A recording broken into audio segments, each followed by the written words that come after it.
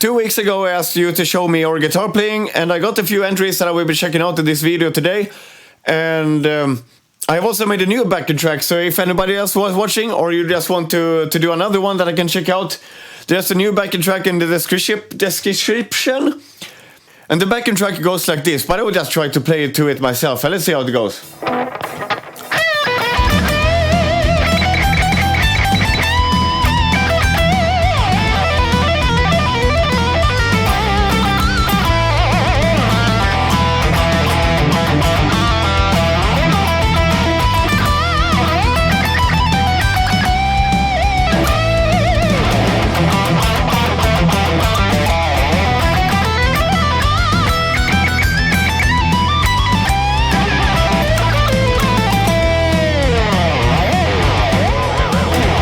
It was.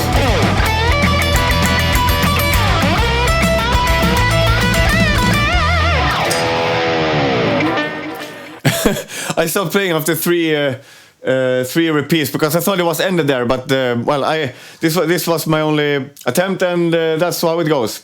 But everyone who downloads this track, you can either improvise if you want, you can compose the solo as much as you want, you can practice everything. Feel free to say if you have actually composed it or improvised it, because that actually ties a lot into how I will perceive it. And in this case, you know that I was improvising because I just lost myself right in the middle there. But enough talking, I will check the videos that you have sent in since the last one. The first entry I'm going to check out here is from JD.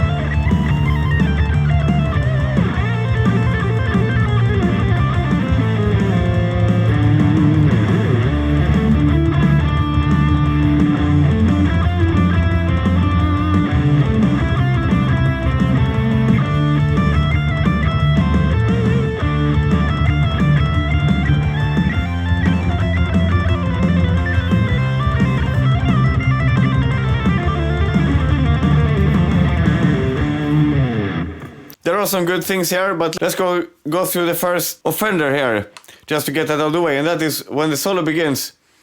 You do keep to D minor, which is where it starts, and then you do this diminished scale that doesn't really fit with that. I will show you. It goes like something like this. This is fine. The beginning is fine.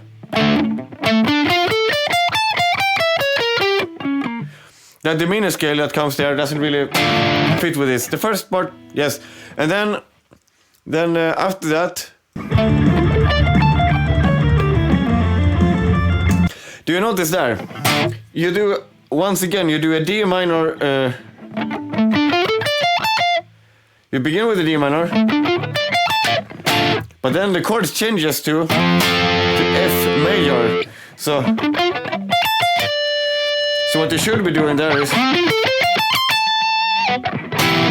to the chords, like if it begins here and then okay, that turns out to be a common issue with this entry right here, is that it's like JD kind of sticks to one chord and does things from that chord instead of following where the rest of the music goes. Here's an example of what you play, but I'm not gonna play the diminished thing there. I'm skipping that. I'm just doing the regular arpeggios, okay? So, but you will hear the difference.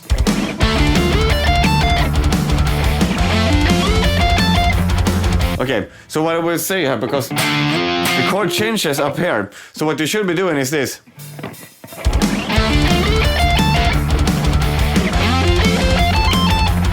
Actually, I can expand this even further, because you keep playing in D minor even after this. So listen to this.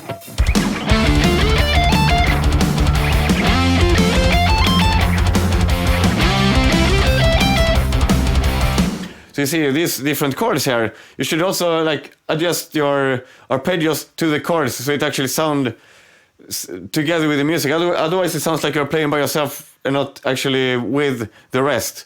I will point out some more moments like that during the solo here. So let's keep going.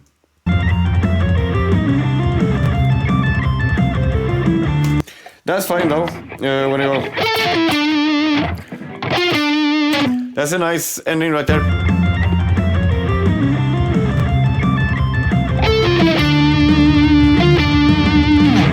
That's fine. And the next part is actually pretty nice. I will play along to it. There's very low volume on this video, by the way, so I will try to lower myself a little bit here to compensate.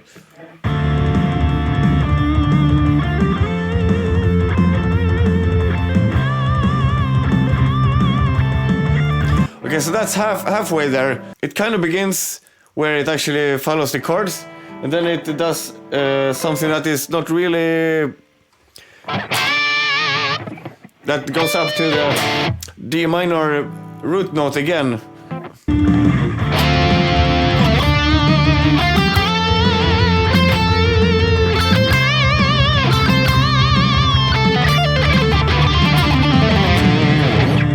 Okay, I don't exactly know what to play there in this pentatonic thing, but it was something like that. But I like this part here.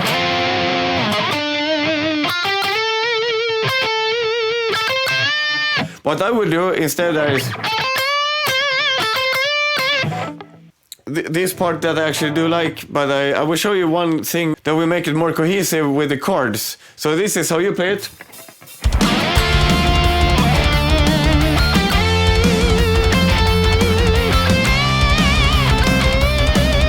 Okay, but I mean in that chord when you are bending up to the root note of the D minor, but when you do that we are in C major. So what I would suggest here is to do this.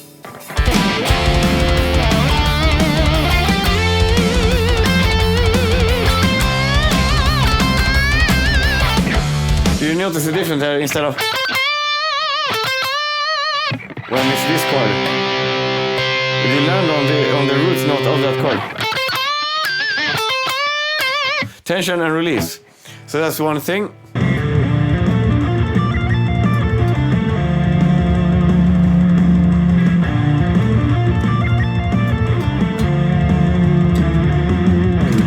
And here we have the same problem again. And that is, so you're playing in D minor still, but at this point we are actually in A sharp major, I think it's called. So you're playing, but the chord is here. So the logical thing is to play this. I will show you why this makes sense here. I will play it. This is how you play it.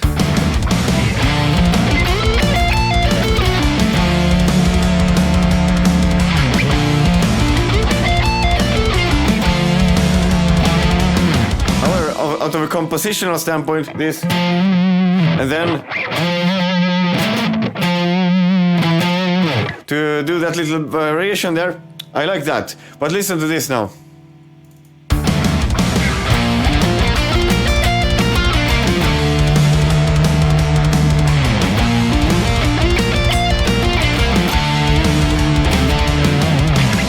Okay, so just because the song starts in a certain chord doesn't mean that you can just keep playing in that, because it will not sound coherent with the rest. Let's listen further here.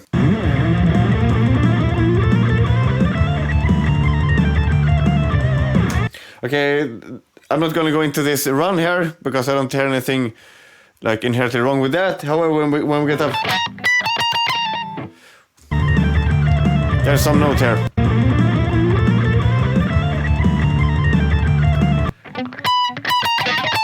I think that's a misplay. I will give you the benefit of the doubt here.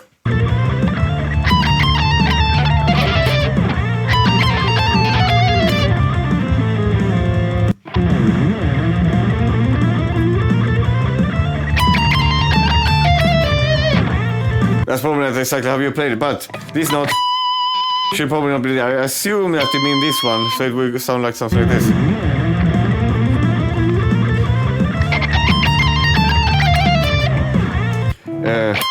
Because that note, just skip that note because it's not in the scale. And that's pretty nice. I don't know how you play that, but it sounds good. And then you end on this. But the chord is A here, A friggin', I guess. A friggin', I guess.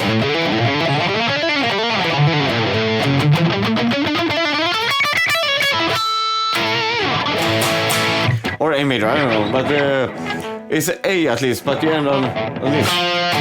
Which is this as a chord, and then you play this. It doesn't really work.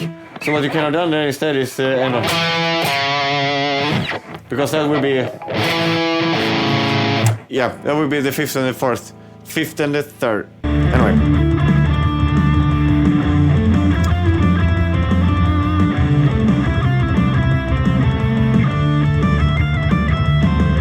Here is the exact same problem again, and it's that you keep playing in D minor while the chords are changing around you. It's like you really need to check the chords first and then build your solo around that, because I think you start here, okay, it's D minor, let's play D minor all the time.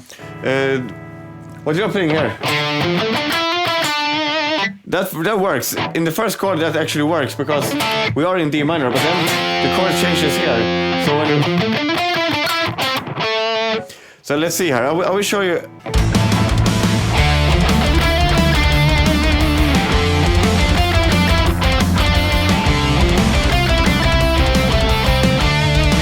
Something like that, okay? You're playing in the same key, the same chord all the time. But the rest of the music is doing other things. Instead I would suggest that you play it something like this.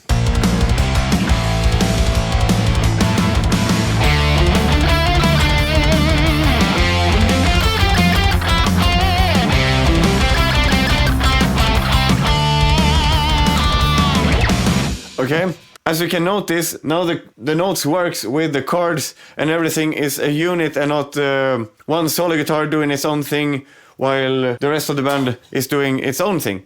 It makes everything work together. So let's keep listening.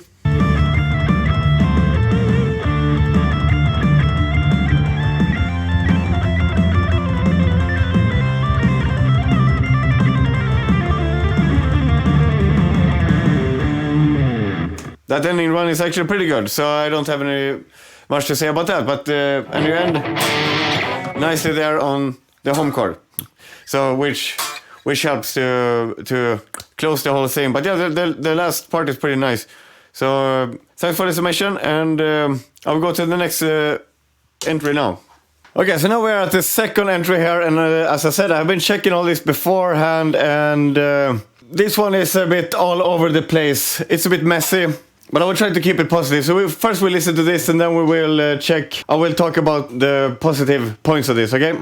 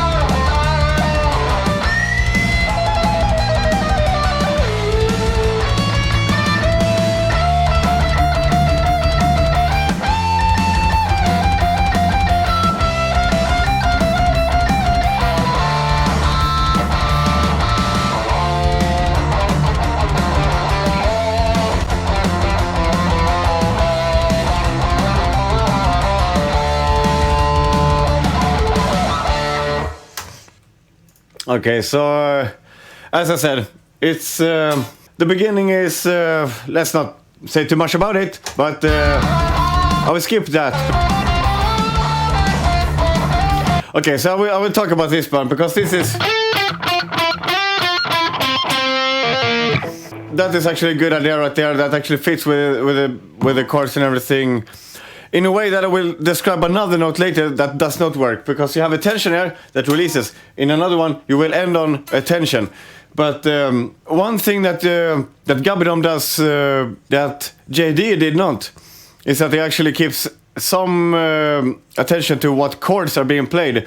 So if the chords are changing, I do notice that Gabedom actually tries to follow them to some part, but that there's still a lot of notes that are just... I don't know about those, but I will play along to this one.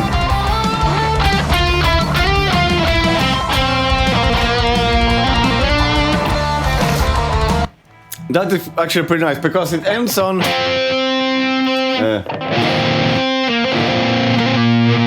and then it... tension... release. That is actually that's actually pretty good. So I will do that again. Tension, release. And then the next lick right there is also potentially good, except the last note, which ends on a tension but does not release into something. So I will show you.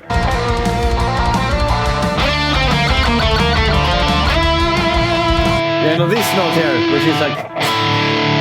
I will play along here in Cubase. I will show what... Okay, so here's what you played, somewhat.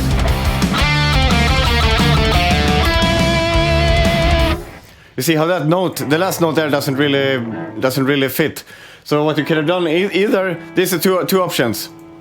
Either you land on the chord, on one of the notes that is the 1/3 or 5th.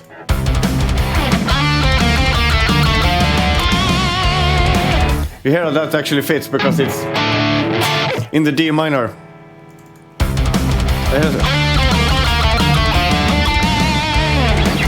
Okay, so, but if you land on that note, you can do something to save it, and that is, you can also do something that saves the situation by bending to a note by doing the tension release thing here.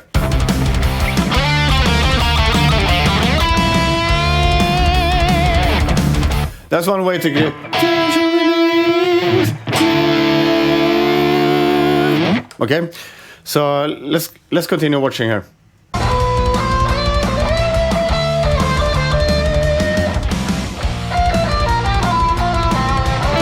Here's another lick that I actually think is good, and that is that it actually does the tension and release.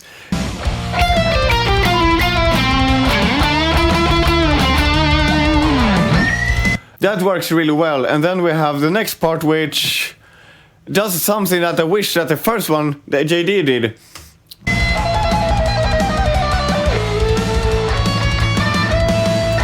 Here we have...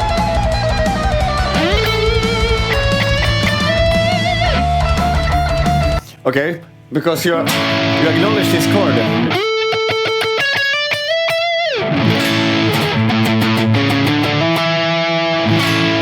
When JD was doing, which, but here we have. Okay, so that sounds good. The next part sounds a bit funny, but it does work, and it does respect the different chord changes and even the syncopations. So let's listen.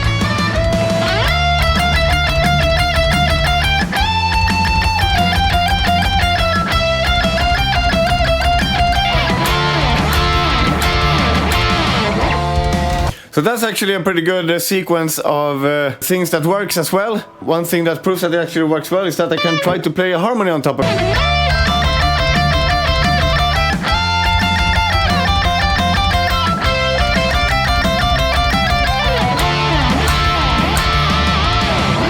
So you see, it works, and it sounds good with the chords. So this follows the chords, and it follows the syncopations, so it works.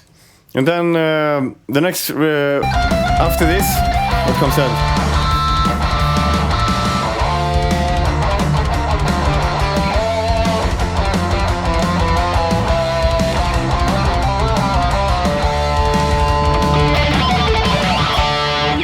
Okay, so the ending is... a bit a messier version of the same idea before it, but okay. And then it ends on a proper syncopation. So, okay. Could have put more work into the first part of it, a bit more thought into the notes and everything, but okay, there was a couple of cool things there going on, and I will check the next one right now. Here is the next entry from Gareth Gras. Since I checked these videos before, I will tell already that I noticed that you are playing in A minor. The song is in D minor, so okay, let's have that in mind. Listen to this.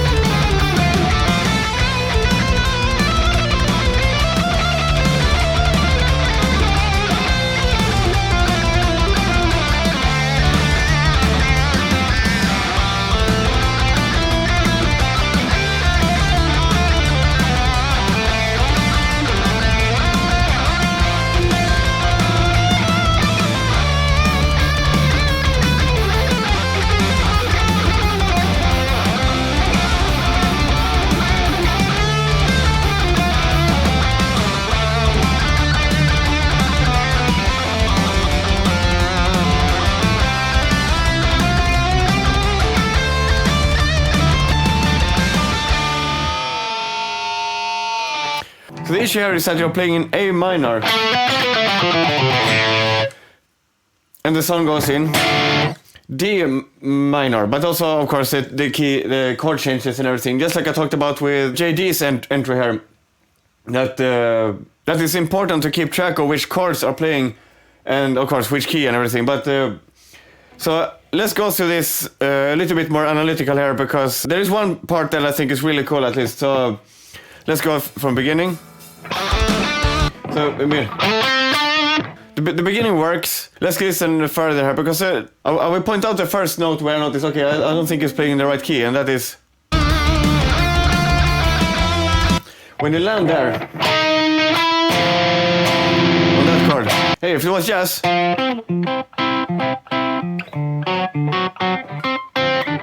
and sometimes I'm not a jazz player. I don't know what goes into jazz playing, but those types of things works. But you land on something that would work with a third chord.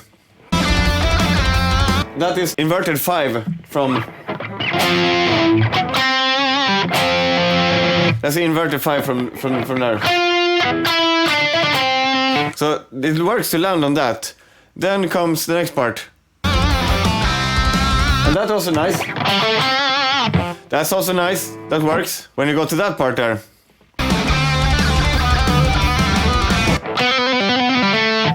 Something like that. That's where I notice, okay, he's playing in A minor here. I don't know if you're aware of it, but I noticed that almost all the licks that you're playing are A minor. And when the song is not playing in A minor, a lot of the things that you're playing that otherwise could sound like they fit into it might sound out of place. So, for example here, just this lick here, I will try to. I'm not gonna learn it exactly because it's.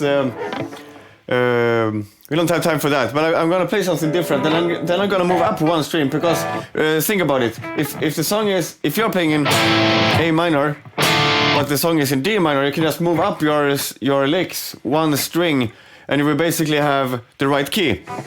So let's see here.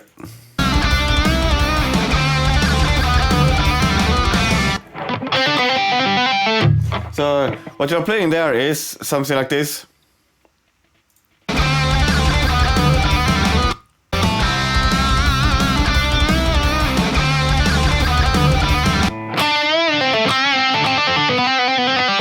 Okay, I will show how this. I will go to Cubase and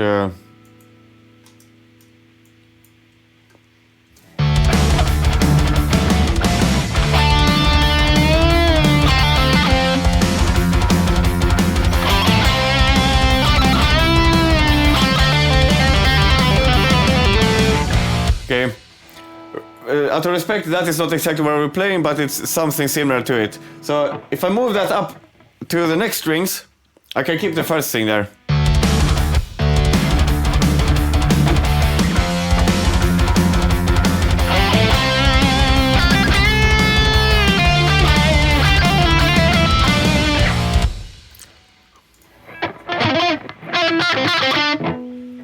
Let's see here.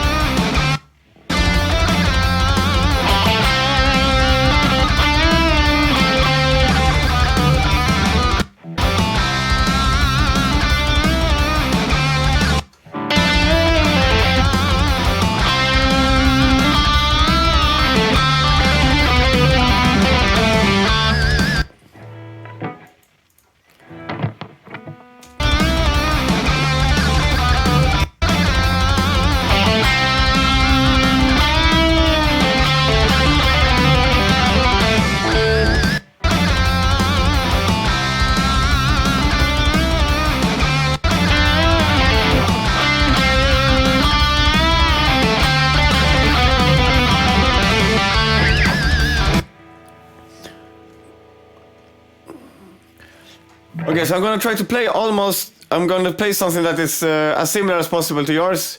It's a little bit tricky to learn this when my brain is used to playing in the key, and then I have to play something that is off key. That makes it quite difficult. But okay, let's see.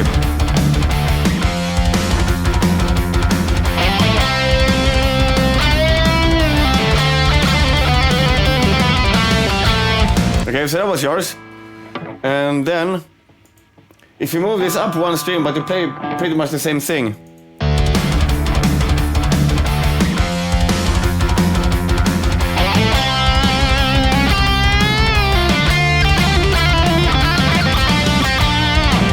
Did you hear how that actually sounded like it was belonging in the chords? Well, to me it sounds, I was playing roughly the same lick, but I just moved it up one string so that it actually went from A minor to D minor, and then it worked.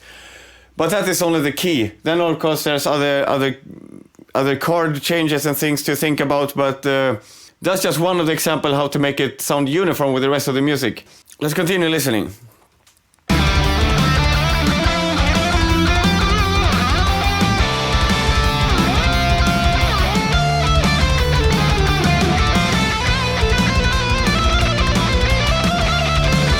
As I said, I'm not going to learn everything, but you're playing around those notes, which are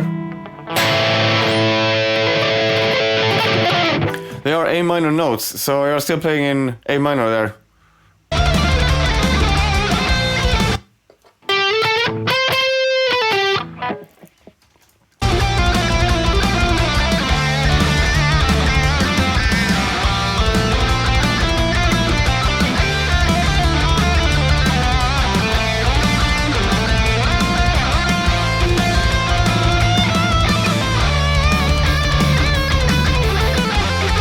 Here comes a pretty nice thing. It's a bit slashy, a bit Guns N' Roses-ish, and that's really cool. So let's check that part.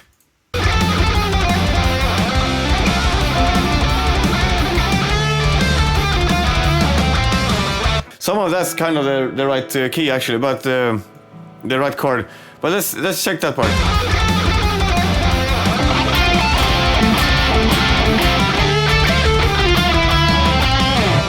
Even though the ending there could have been maybe land on the root note of the chord, that part is pretty cool. So that's so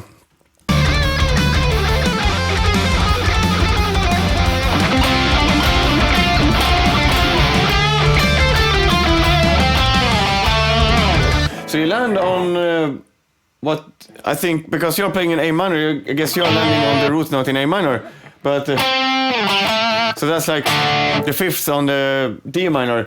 It works musically even if it still sounds like you're playing in a different key. You know, like how you translate your ideas into your fretboard. I can hear the A minor going through this entire thing. Let's keep listening.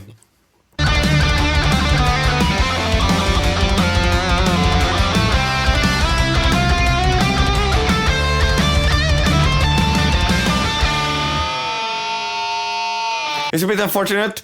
There's some licks there that could probably work very well if the song was in A minor. If I just change the backing track to A minor and just play the exact same chord progressions, everything, I think your solo could actually kind of work in that context. In the context of what key we're actually playing in, it sounds a bit detached. Just think about that for the next one if you want to try again, because I'm gonna have a new backing track here, and just to mention, this one time is E minor, and then comes a C minor and the A there, so. And then in the end. So those are the chords, E, C, A, okay? Well, thanks to Gras anyway, and let's go for the next one. Here's the fourth entry, and it's from Alexandros Kontarinis. This one actually has some really cool ideas, but it's also very obviously recorded in different takes because there's like overlapping parts and everything. It doesn't sound like a natural performance. Let's go through it because there are some really cool details that I want to point out.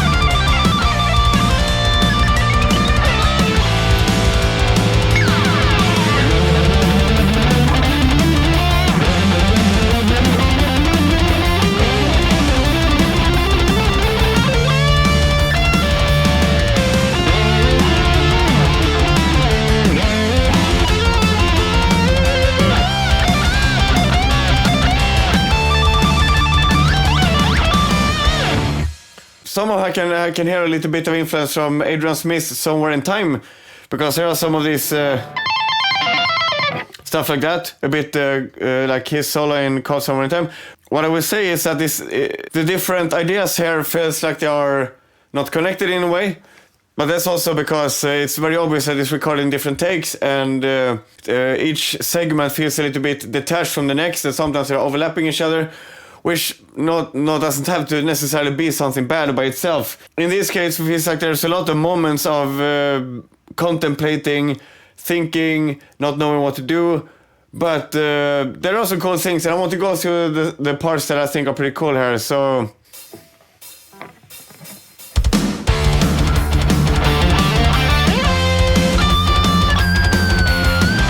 Okay, so already from the beginning, I think it sounds pretty cool with this little trill there.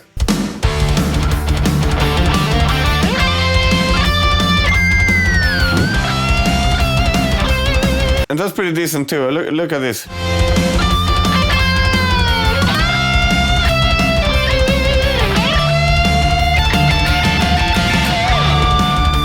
That works very well. It's kind of blues in a way in the terms of how it's like there's a lot of thinking going on, like some silence, some waiting, which is not normal for a guitar solo, but hey, let's go with it, okay?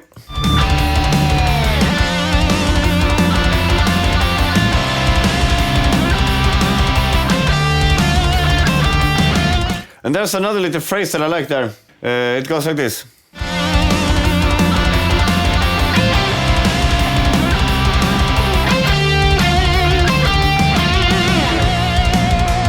I like that. That's pretty cool.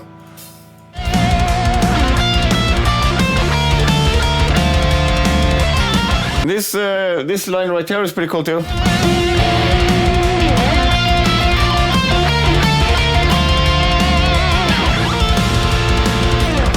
It's a bit, gives a little bit of a ethereal vibe to that, which is not a bad thing. That's pretty nice. And then, it also works. You land on this, which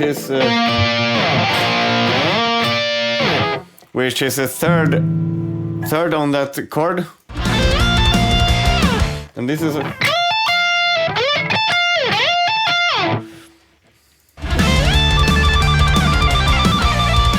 Get into the Adrian Smith territory.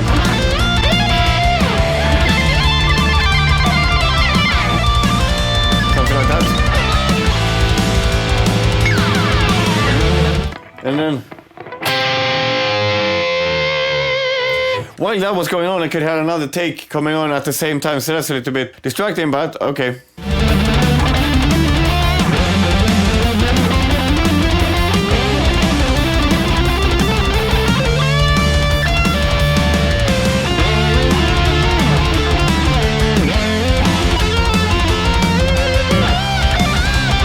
And once again, here we go with the Adrian Smith things.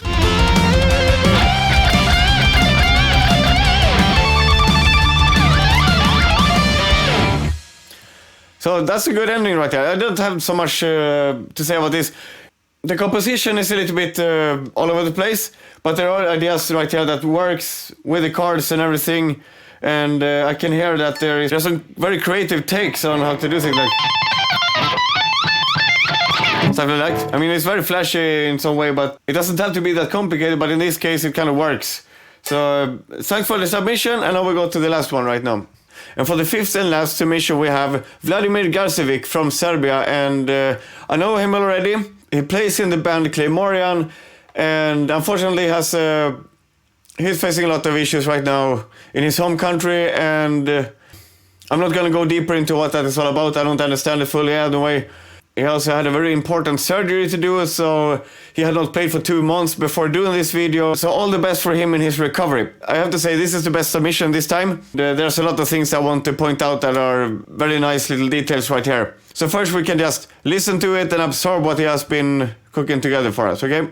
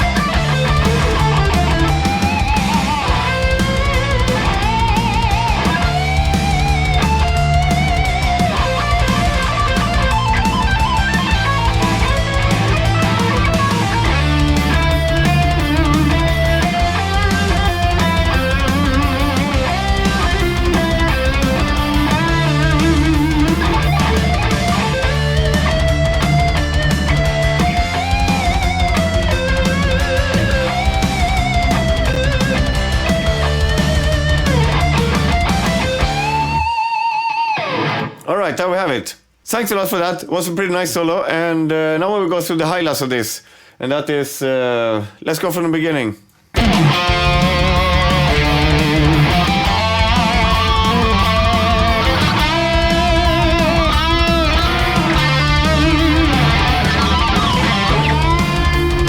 That's very nice, and also this little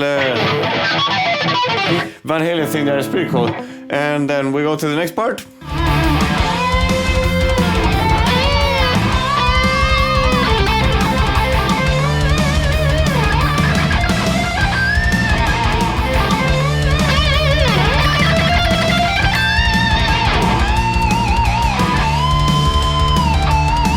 That note right there. That could be considered out of the chord. However, it is more of like if you think about it here. It kind of works like that. It's like it's the same as in.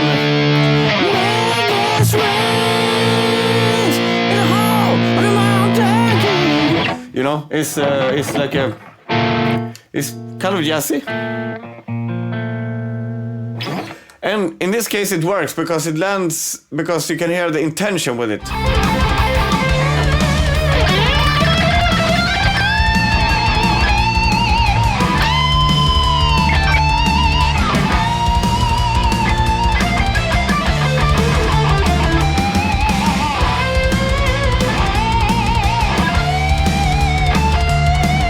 And that's pretty nice.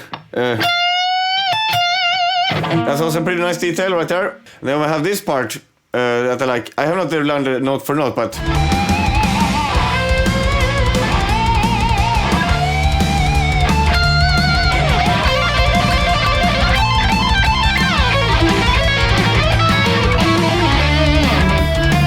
it's something like that.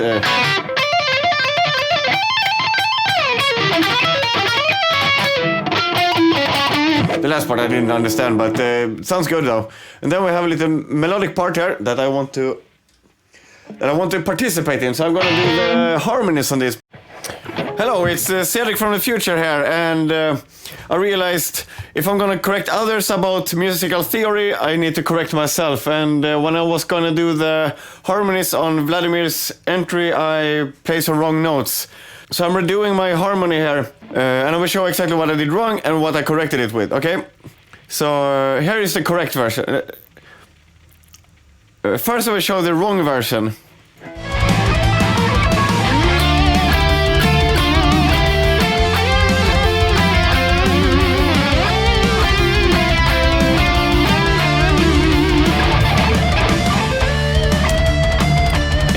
The problem here was that I was playing in the end. Vladimir was playing this.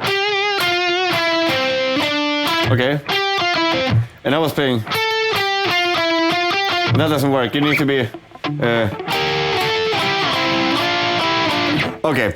So now we have that out of the way. I will now play the correct version here, but I will also do the octave and everything. Okay.